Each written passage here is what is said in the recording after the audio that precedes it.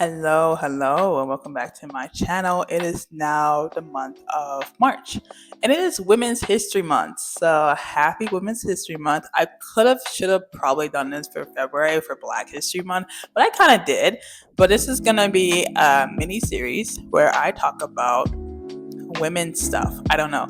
I think to start this new month off, I kind of want to do more interflexion, if that's a word, retrospective of my life and how I got to this point in my career, in my personal life, and just really who I am. So if you don't know me, my name is Miracle. Hi, I am 24 years old, living in the city of Chicago, and I work at a consulting company, went to college for 4 years, I'm a mechanical engineer, yada, yada, yada.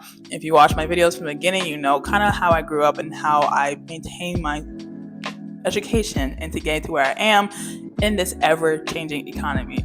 But I kind of want to go more in depth about who I am and really how I got to this point in my life in terms of how I am. As you know, a lot of people can really attest to just having that one role model, maybe two, that really did it for them when they grew up and really had that someone who helped them a lot in their lives. And as I watch a lot of YouTube videos, some people really don't have that support system. Some people have parents who weren't really there for them, and others who have parents that were there for them and are still there for them to this day. And I always question now, like, do I ever have a role model? Can I really call my parents a role model? Can I call my teachers role models, celebrities role models? Probably not that one, but what can I consider a role model in my life? And if I have any, can I really persuade any of their information that I've learned from them onto you guys, my viewers? And I think for this series, I'm going to stick with women, because obviously. But the first person I do want to start with is not a true role model, but I think in my life, nothing's ever perfect. And as you hear the story today, it will really kind of show you that not every role model needs to be like a golden retriever person that really pushes you to do the best all the time. They just have faults, they have flaws, they kind of teach you what not to do a lot of the time. And then when they step back up and they're back on the plate, they teach you so much about what they have learned from their own lives and how they're willing to make mistakes, fix those mistakes, and really show you how to continue on with life. So my role model is my mom. Let's start there.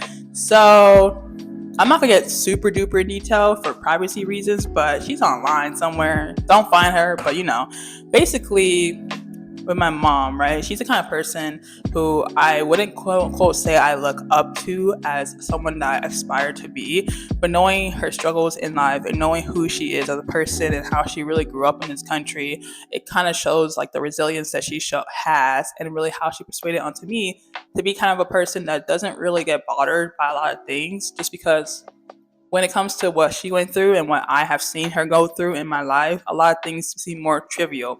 So basically, my mom and my dad, both my parents, are immigrants, right?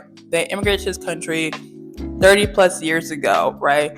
From Nigeria. They came here for a better life, the immigrant storyline. Great. My mom grew up in a really big family. She got married in her early 20s, came over here with my dad, had me and my siblings, and practically the rest is history, right? But it kind of goes a little bit deeper with that. It's not just the immigrant storyline of how they came over, how to get live, yada, yada, yada, American dream, whatever. It is more of her having to do a lot of more struggling. So in her country, Nigeria, she grew up learning the native language and English. So she grew up bilingual off the bat. So she doesn't have that struggle of learning a new language. But when she came over to this country, she is a nurse. So a lot of her upbringing here was actually learning to be a nurse, and a lot of our colleges and our education system is a lot different than Nigeria. If you don't know, Nigeria's schools follow the British system, which is very, very different. A lot of countries follow the British system, especially because the British took over, right? So she comes to America, a whole different beast. And at the time, I want to say 5 or 6 years old in elementary school when she was going to college. So my dad was a stay-at-home dad, and she was going to school while still providing for all four of us at the same time. She has her two associates actually, and a registered nurse. She's been having it since I want to say the early 2000s, really before I went to middle school. She already had her degree and she was working at the same time. So already off the bat, hard ass worker, knows the grind, knows how to really push herself. But the real struggle that I really see with her came like really after she got her degree and after she like graduated and started her first, I would say, big girl job at like a hospital. Because I don't know if a lot of people experience this, but when you work at a new job that isn't really part of your culture, especially going to a new country, you don't really experience the same thing of like coworkers on the first day. They're super nice, like they're so great. I mean, obviously she's a nurse, so she works in the hospital, but the people she worked with weren't very, let's say, open-minded to having an immigrant working with them, which didn't sit well with her for a long time because the people she worked with, I wouldn't say were necessarily a different race, but they definitely were more xenophobic to having like someone who has an accent, someone who kind of looks different, dressed a little different, even in nursing gear. And even the patients, she would tell me stories about how these patients were like, being a nurse, being in the hospital, be really injured, whatever, but then be really rude to her and call her out her name a million times over just because she sounded different. She looked different. She wasn't your typical African American woman because the way she presented herself, the way she looked, the way she sounded, all these things that kind of show you differently than your own parent or your own like average American. It came off her a wrong way. So when she gets home, she can't leave what she went through at home.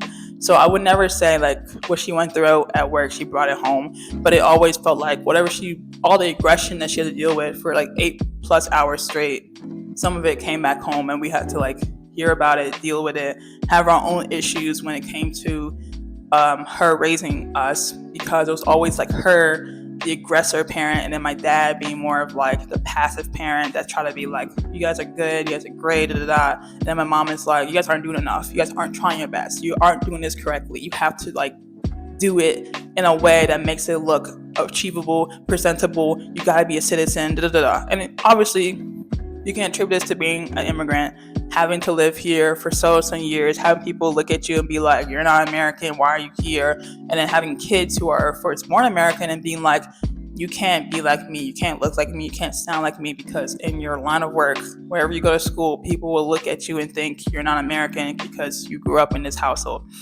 Which goes on to my next point, because outside of work, as I said, she's bilingual, right? She knows English and she knows Igbo, right? And one of the native language of that country. And growing up, I really didn't learn the language. I'm not gonna lie. There have been times where she had tried to teach us the language, but it wasn't like someone learning Spanish and you go to like a class for Spanish, or your parents take the time out their day to be like, let's teach you, let's brush you up on Duolingo, you know? I never really had the experience, nor was like really pushed to do it. Like there would be times like, oh, here's some like, you know, common phrases for you to learn. And I'm like 5 years old and I'm like, I don't know how to pronounce that. I'm just not going to look at it. And no one would push me to learn it. So obviously phrases here and there, I can like hear it and then translate it, but I couldn't do like a full sentence in writing, in speech, and even like understanding what it means without like looking it up online or researching it first, because I never grew up with being bilingual. Like I'm not fluid, I'm not intermediate, I'm barely beginner. I cannot learn the language. I'm only Nigerian in my ancestry and my ethnicity, but that's literally it, right? I could learn it now, but it wouldn't be true to like my parents teaching me, because they wanted us to basically assimilate a lot to the American culture, and I would never use that in like a derogatory word, you know, because I know a lot of people who are immigrants and people who aren't immigrants and more keep to their original culture. They see assimilation as like a really bad thing, right? Because they don't know why you want to change who you are for a better life. But it's like, if you're dealing with so much aggression and you're dealing with all this mess, you don't want to bring your kids into the world and have them deal with it again. So you're like, oh, let me just have them, you know, have them deal with all this stuff that I could prevent if I just teach them what I learned. So I think it was definitely a twofold system for us. I don't think I ever lived to regret it. I obviously grew up now and I'm fine, I'm good, I know who I am. I don't like think of myself as hiding any part of me, because who I am as a person doesn't change whether I'm like African American or more African. It doesn't matter to me. At the end of the day, I am who I am. And I only have her and my dad, obviously, but her really to attribute to, because she wanted what was best for us. And if she thought what's best for us is not truly learn the language, or for us to grow up more thick-skinned in a world where she couldn't have known this was going to happen until after she already had 4 kids and literally had to learn this the hard way. I don't blame her, right? So then growing up outside of, being an elementary kid, you're really upset, you're really mad, you start having puberty, right? And like going into my high school and my middle school years, I started having 2 parents to 1 parent. And so at the time, it became a lot more stressful for her. Because, right, she was always the breadwinner of her family, right? She was always breadwinner of our family. She never had the traditional, like, the man provides, and they do all this stuff, and they take care of the kids. Like, in her culture in Nigeria, that is very much the reality. But then coming here to America, she flipped the switch, which I don't know if that's because she wanted to, she was forced to, maybe she had no choice, maybe she realized what she had to do versus what my dad had to do was more job openings. I don't know. But what she did was so much more different than just having like someone else provide. And then when they leave, it's like, oh, now I have to figure out how to take care of myself with 4 kids. Like, but to say all that, we're very poor. I'm not going to sit here and act like we're well off. I think any parent, any single parent, single dad, single mom, single auntie, whatever, having to take care of more than 1 kid or even a kid, and with just 1 job, and we're all under 18, it becomes a very stressful situation for anyone. But when you're a kid and you're in that situation, you just really feel like you're not being taken care of. Not in like, oh, I need my parent, but like when it comes to going to school, no one goes to like those monthly see the teacher programs. No one sees a teacher and pick up your report cards. Your teacher is asking about how your parents are doing. You're like, oh, they're okay. But like, they don't know much because the parent never takes their time to go to the school, get to know your teachers, get to know your friends. You start feeling more left out when it comes to like certain club events that you do that do performances or have like audience members come see, and you're allowed to invite your parents, and then your parents never show up. So then you start to realize like, this feels not like I'm being ungrateful, but when you're like 13 years old, doing band and you're presenting in front of the school, every other band member has their parent, and you're over here wondering why your parent that you gave tickets to isn't there. You start questioning, like, do they care? Like, do they care about what I'm doing? Do they care about how I'm moving in this world? Or do they just want my education and they want it to be looking like pristine all across the board, and if they do anything more, it seems like coddling? But I know now, obviously, that that's not the truth. My mom was very busy. She had to take care of 4 kids. I was not the oldest by any means, but having 2 older siblings did not make it any better when they were about to go to college, and she's trying to figure out, like, how are we going to pay for it? How are we going to go? How are you going to apply? All this stuff. Because when she applied, she never had help. But now they're applying, and she has help from everything. And the school system's a lot different than when she did a decade ago. So, decade in her time, right? So obviously, I am the third youngest. I'm almost middle child, whatever. But growing up with her, I would say there's a lot more lows, I want to say, than highs.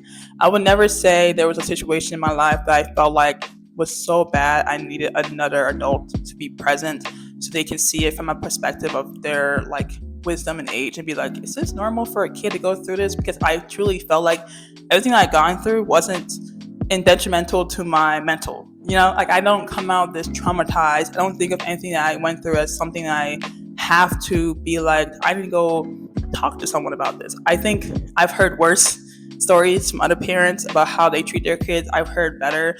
I don't think I'm the medium. I don't think I am diminishing what I've been through. But as a kid, you think your parent shouldn't be your parent, right? As a kid in high school, you see your friends' parents all the time. You know them by their first names. You know it by their last name. You see them picking up their kids, saying hello, seeing if they can see your parents, and you're like, no, I'm going home by myself because they won't come. They're working overtime. Hopefully we see them during my band practice. Practice comes and goes. You don't see them. You start questioning, okay, maybe they're busy, whatever. I mean, luckily they are having a job, right? But then time goes on. You're going to like these field trips that are more college trips because you're a junior, you're a senior, you're really trying to look for schools, and your parent has to sign off / come because sometimes they're overnight and they're telling you no. And you start wondering, is this a protection thing? Because I was sheltered. I'll let you know right now, I was a sheltered kid. I mean, I just told you my mom had 4 kids by herself. I don't think you're really going to be like, yeah, she let them go off in the world after what she went through as a newly American. Yeah, that's going to make more sense. Like, no, I was very sheltered. I never went outside, not even by myself, not for friends, not for school, nothing. If I went anywhere, it was to and from school.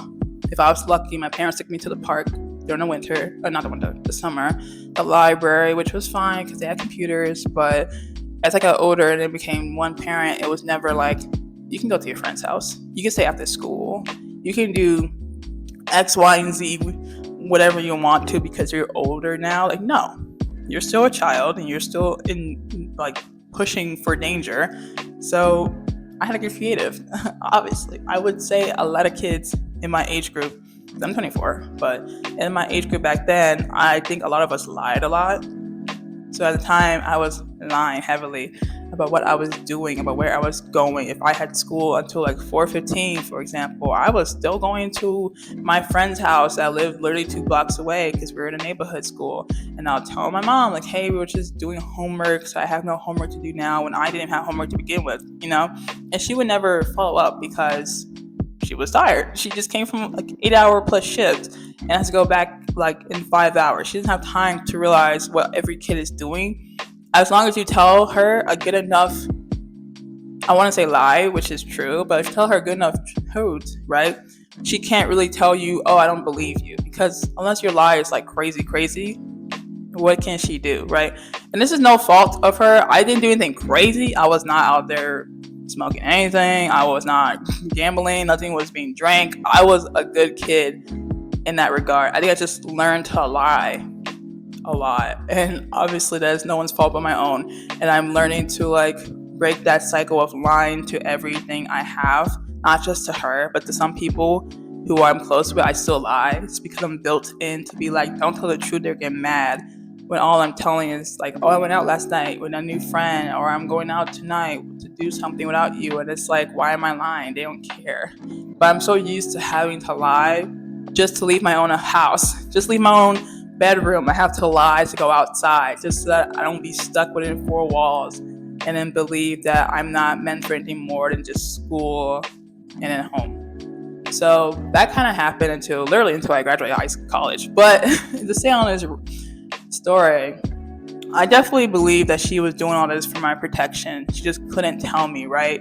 Because if you don't think America is, has its issues, and you're a bit delusional. But I think my mom was very much trying to make sure we never had to deal with any dangers that she potentially went through and never told us, or she had seen other people go through and she didn't want that for us. So when I had to go somewhere and I had to tell her the truth, like, hey, I need you to sign this off, she's always like, no, you're not going. And I'm always like, why? And it's like, oh, because I said so. And then as I get older, I'm realizing, oh, what you really wanted to tell me but couldn't tell me was that it was too dangerous and that I can't go. Now, would that have been a better thing to tell me than I said so? Yes, very much. I still hold that against her. But I definitely understand why she felt the need to just be like really dismissive, because you're 15. You're not exactly gonna listen to what your parents say anyway. If you hear a no, I think after that it's just extra noise. But at the time, I was very concerned about why when I asked for things, a lot of things were a no and not a yes or maybe next time, or let's try a different way to like get that to your, to get the same education system that you probably are using this for. But I think she is still my role model, because all the things that she had achieved in her life, coming from another country so young, marrying so young, having kids so young, going to school with 4 kids, going to work, having come back, taking care of 4 kids alone, and even to this day, still doing her best to like really push herself to be an upstanding citizen she always wanted us to be. I mean, outside of what I experienced and how I thought I wasn't really being acknowledged as my own person, I truly do see her as a role model, because role models, you don't put them on a pedestal. They are someone you can see yourself following in the footsteps of, whether good or bad, maybe taking the bad and seeing what you can change if you were in that position, but also reflecting on, past reflecting, right? Because you see yourself as a kid again and you're like, oh, maybe I couldn't do these things because they were dangerous, or maybe I shouldn't go out at 9 p.m. because at the end of the day, I don't know how to come back, or I don't have money, or if I'm in danger, who do I call? I don't know. And it's just easier for my mom, who has 4 kids to take care of, to be like, let's just have you come home. I don't have the mental capacity to really think about what you're going through. Now, obviously, this video is kind of late because I think at one point I wanted to talk about this video like literally months ago, but I think as a new channel of mine, I don't think it would make sense to really come out and be like, let me shit on my parents. Like, that doesn't make sense, especially if I don't have any bad blood with them at all. It doesn't come off as being like, why am I shitting on someone that I don't have any bad blood with, unless I truly need to talk to her or go to therapy. And I just didn't have that mentality. I think I could talk about it now because I've had the reflection and the talk about it with my own mom about this, and really just have her side of the story of why she did so many things and how her life growing up in Nigeria, where a different culture is built and different expectations are cultured, they expect a lot more from their kids, especially the girls. They expect like housemaids. I'm not even gonna lie to you. They expect housemaids. Crazy, I know. She went to school there, so you know. But I think coming into America, you can tell that she tried her best to not be like her own parents. So you can see that the story that I tell you now is such a tamer version of what she went through. Even if I don't tell you everything, you can always kind of guess what she went through. And she had tried her best to not be like her parents. Like, even now, she doesn't tell me anything that her parents have instilled in her. She doesn't tell me, oh, go do this, or go date this person, go marry this person, you're so old, da da da da. And yet I can hear from my friends who are the same age as me, different cultures, immigrant parents, and their parents are pushing them to go to school for a certain reason, to go get a house before whatever, to go get married before a certain age. And these are all the things my mom has grown up with in her household, and yet she never pushed that for me. So I can very much tell, like, her own household wasn't the best, and maybe her mom is her role model, maybe not, I don't know. But you can tell that she has taken what she liked about the household, brought it to her own kids, and maybe she wasn't the perfect parent, right? Obviously. But even with me, it's like I can hear the story that she tells me, hear the story she knows from her own parents, and still be like, I came out pretty okay. I did not suffer. I think I came out on the other side of this a better person, right? I'm still here. I still have glowy skin. I'm still beautiful, right? Whatever. I have my own place. I live alone. I have a lot of friends. I can go out. I have a great job. I can still see my mom. Like, a lot of things I'm super duper grateful for. And obviously, am I going to attribute all that to my mom? No, obviously not. This is my own doing. But I could definitely say, with my own mental state being perfect, great, lovely, some issues here and there, but there's like mostly a great place to be in my mind. I can attribute it to her because her mental fortitude to push through a lot of things that she has gone through and still come on the other side a laughing, jokey person, and still have a great relationship with all her kids, even if it takes a little push from some of the kids to really talk. I think that shows that she is willing to learn and grow. Like, she is not the same person she was when I was in high school, thank God. She is not the same person that she was when she first moved to this country. She has learned and grown for better and worse. She is a better person. And will I show her this video? Absolutely not. I do not want her to know I have a YouTube channel. But I definitely am proud of her. I am, because it takes a lot of strength to really grow and think you are, not done learning. Because a lot of parents I've seen don't like it when their kids, even in their big age, tell them they have done something wrong, that their lifestyle is bad, that the way they treat people isn't good, and they've been doing it for so long, they don't care.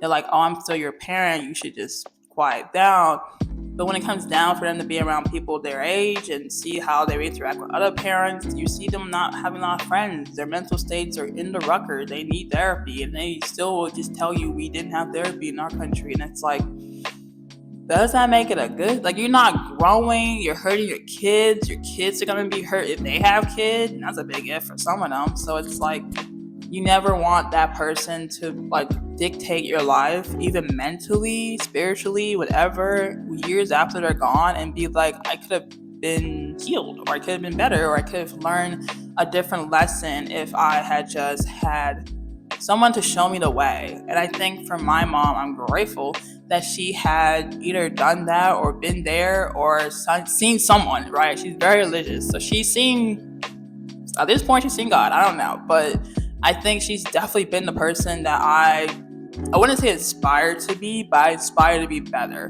Because she's better than her mom in a lot of regards. I will be better than her. If I have kids, if they will be better than me. Whether it's a pet or a human baby, they will be better than me. And then down the line, one day the kids, if they don't act crazy or be a murderer, they will be better than the last kids. And they will be the perfect child of society, whether or not that is the one we live in, a new one, whatever. They will be the nice, respectful person that you will always teach them to be. And I can always attribute that to my mom, who attributed that to her mom, who attributed that to her own mom, and back and ancestors. Yeah. So all that to say, thank you, Mom. Like, thank you for, you never see this video, which honestly for me is fine. But this is my own little personal diary, so I can do whatever I want as long as I'm okay putting it on the internet. So thank you, Mom. Like, literally, thank you for just not being yourself, not changing for the worse, but changing for the better. Because I can say a lot of people wish their parents have like glowed up, changed their ways, not being the same, whatever, apologize for some things they did, and you've done all of that and then so much more. And that just shows to me like people can change. Some of the worst can't, but people can change, and it takes like a certain patience and resilience and just watchfulness to really be like, this person really wanted this. They changed for the better because they wanted this. No one forced them. And that's just the beauty of being in my household and living my life and being where I'm at, and why I'm always seeming so quote unquote calm, or just living my own life, or why I literally can like be okay going outside alone, or even going to certain parties alone, or being really cordial with random people who are like girls and stuff, and just understanding like if I didn't have my past, right? If I had someone else's past, I could be totally different. I could be looking crazy. I could be like in the dumps. I don't know what my life could have been like. I don't care to know because I won't live it. I can only see what I could have been and been like, oh, I can still get there, or I'm glad I never turned that corner in life to be that bad. But yeah, all that to say, happy Women's History Month. And my first history is my mom, who is still very much alive. So it's still a history, though. Still very much our history. And I think this will be my new series because honestly, I'm not gonna lie, I had nothing better to talk about, but this is a great series. I kind of wish I started it last month, but I think this works better. I know more women now, so who knows what my next video will be about. But thank you guys for watching.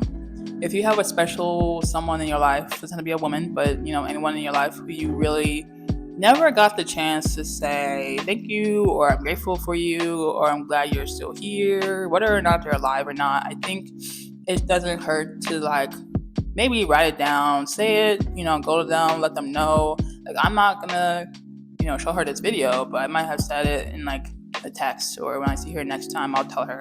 But I think it's important for people to know like their trials and errors are not going unwatched, and they are appreciated by everyone who is in their circle at all times. So yeah, thank you guys for watching, and I will see you guys in my next video. Peace.